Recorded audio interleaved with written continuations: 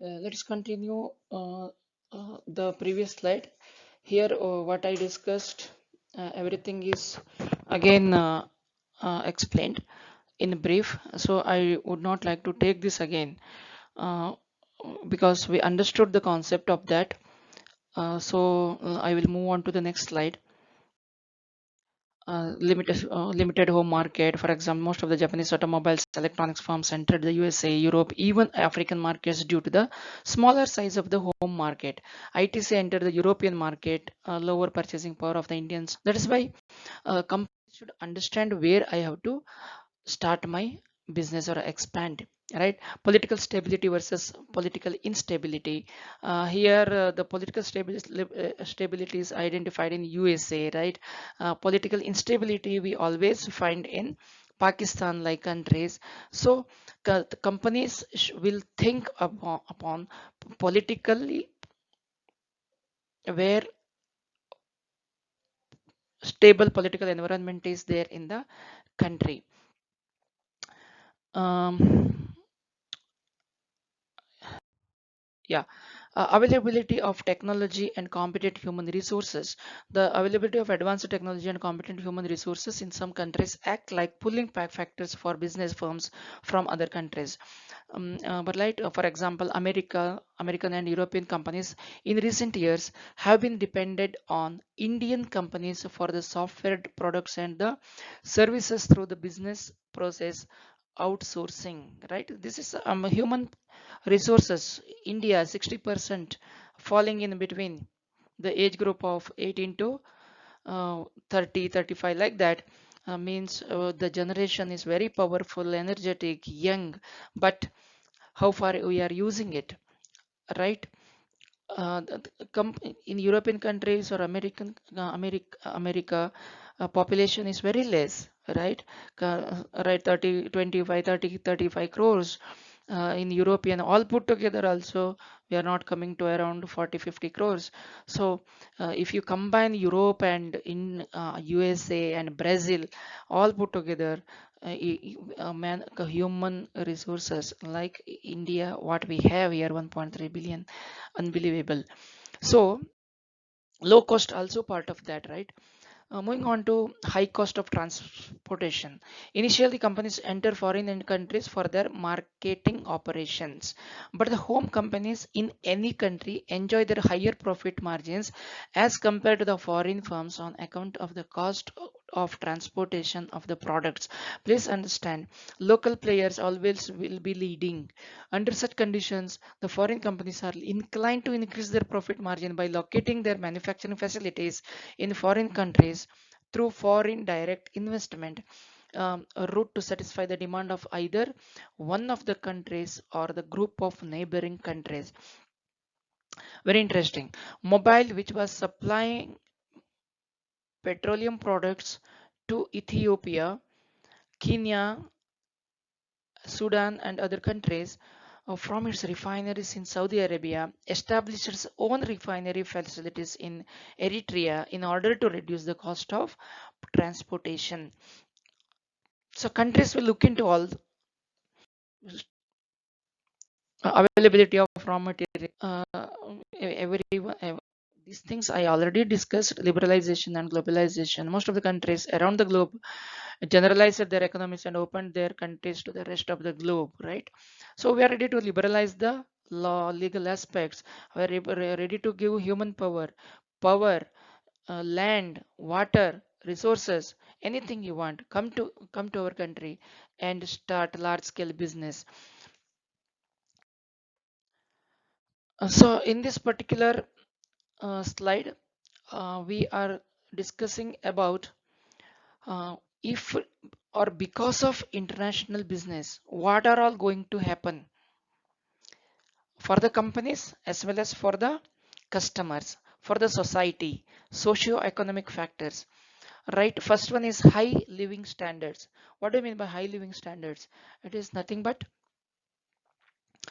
uh, it is a kind of upgradation in one's life from the poverty to the medium class to upper medium to the higher or upper stream in the of the society. It is not because of the caste or religion, it is because of the purchasing power. If I am dreaming to buy one Audi car, tomorrow morning I have to buy it, right? My needs and wants should be fulfilled. Then only my standard of living, high living standards, countries will enjoy because of the high purchasing power, because of the employment, right? Everything will be contributing to this. Increased socio-economic welfare. When my family, I was earning 10 years back around 1 lakh rupees per year. Now I am earning 25 lakhs per year. What is my standard of living? I will buy the car, I will buy bungalow, I will buy whatever I want in my life, right? So that is why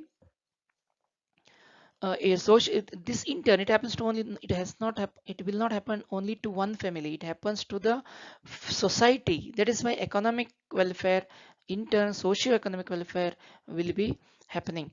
Wider market, yeah, no doubt, home market is the smaller market, but if you expand your business to the another country, another geographical area, definitely you will enjoy the wider market. Reduced effects of the business cycles. See here, when business cycles, you might have aware of product life cycles: starting stage, maturation stage, declining stage. So three different stages it will enjoy in one's product, right? In the inception, after that it will be recognized by the customers, it will be frequently purchased, so the turnover will be high, it will enjoy the maturation or maturity level. Then again, because of no innovativeness, or companies will not take care of the customers, sales after sales support, everything will be problematic. Then what happens, they will lose the charm in the society, in the market. That is why cycle will be from the starting stage to the upper stage, to again it will come back to the starting stage.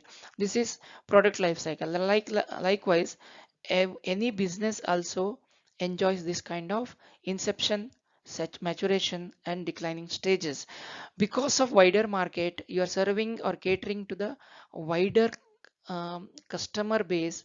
Definitely in one country, one business may be reaching uh, a declining stage, it may be the starting in another country. That is why you need not bother about business cycles. Reduced risk. Why reduced risk? Because before starting the business in another country, you are doing some basic research on pestle, whether I can start my business there or not.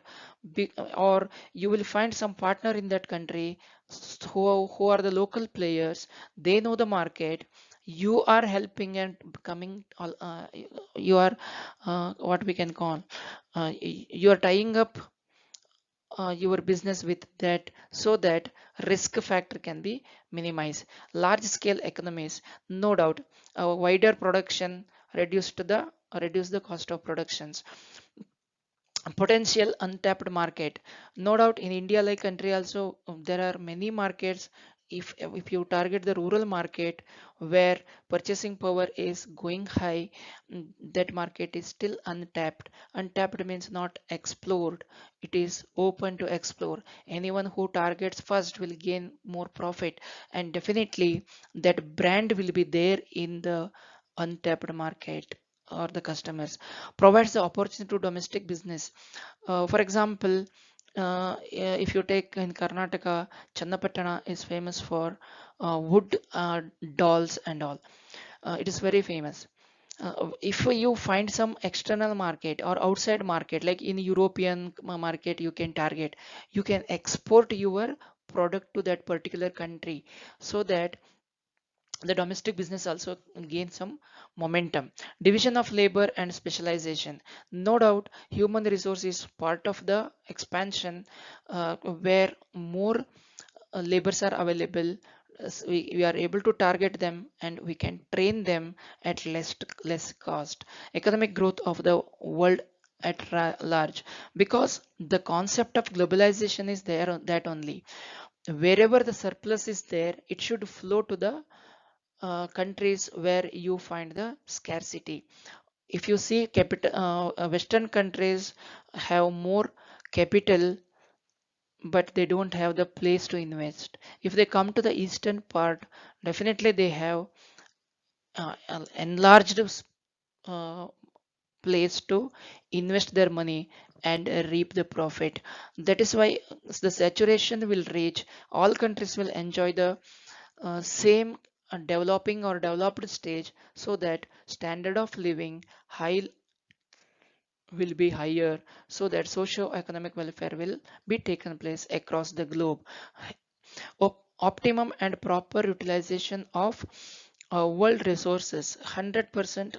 I can't tell this is the exact one. Sometimes it may be exploited, where if you find the dark countries where mining and forest resources are high, maybe other countries who start their business in that country may exploit. That is why we cannot tell it is optimum and proper utilization. It, yes, to some extent we can accept this particular point. Cultural transformation, no doubt, when India starts its business in European countries, there will be a kind of cultural transformation, because the resources can be going from India to Europe. Europe has a different culture, India has a different culture. If like a person travels to European countries, to Arabian countries, so that you will find difference in culture. So what happens here, organizational culture will be will be totally different when there are mm, when there is multiculturalism comes into existence, so that we are able to find cultural transformation also part of the international business. So these are the effects of international market or international business, right? So in upcoming slides I explain everything, so you can have a glance of it in the, or when you're reading or going through these slides, you can have a glance on what I explained. Nice. Okay, the international business environment is multi-dimensional, including the political risks, cultural differences, exchange risks, legal and taxation issues.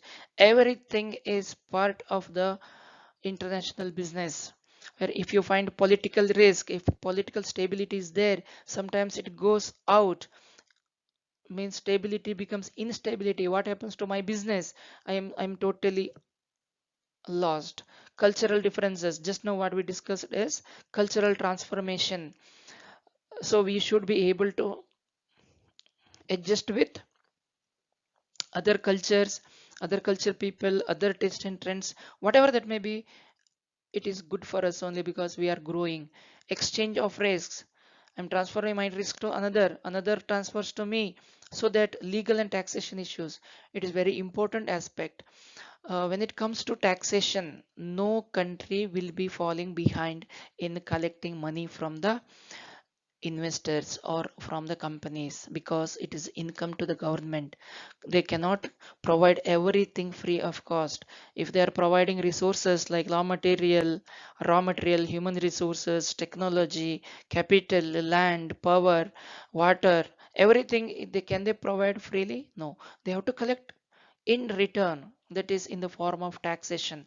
Some countries have high slab of taxation, some countries have medium taxation slab, some countries never collect any taxes from the merchants or the traders.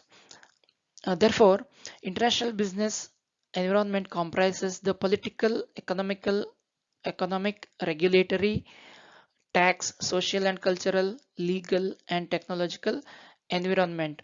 So you should be able to cope up with all these environments. An international business environment is the surrounding in which international companies run their business. It brings along it with many differences. So it is not a single direction. You should be able to target in different angles, then only you can stabilize your or company can stabilize their business in that particular country or in this international business environment.